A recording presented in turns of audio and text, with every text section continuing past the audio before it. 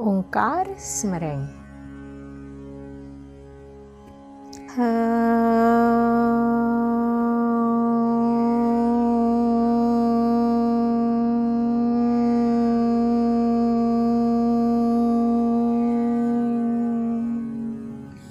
दोस्तों, आज की एक बहुत ही प्रेरणादायी और शिक्षाप्रद कहानी का शीर्षक है मनुष्यों के प्रकार।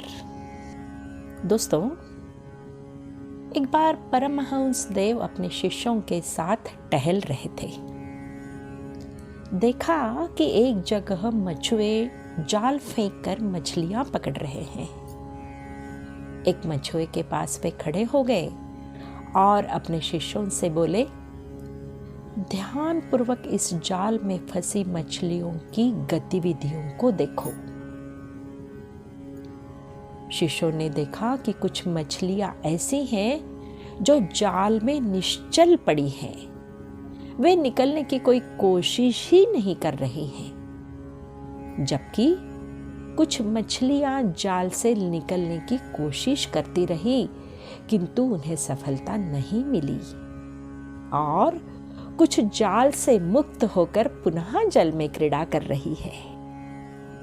परमहंस देव ने शिष्यों से कहा, जिस प्रकार मछलियां 3 प्रकार की होती है, उसी प्रकार मनुष्य भी 3 प्रकार के होते हैं। एक श्रेणी उन मनुष्यों की होती है जिनकी आत्मा ने बंधन स्वीकार कर लिया है और वे इस भवजाल से निकलने की बात ही नहीं सोचते।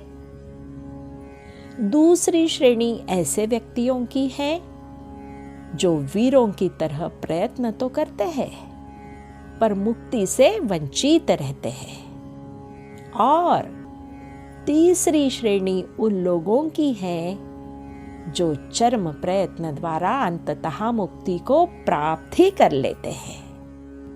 इतने में एक शिष्य बोला, गुरुदेव, एक श्रेणी और होती है जिसके संबंध में आपने नहीं बताया।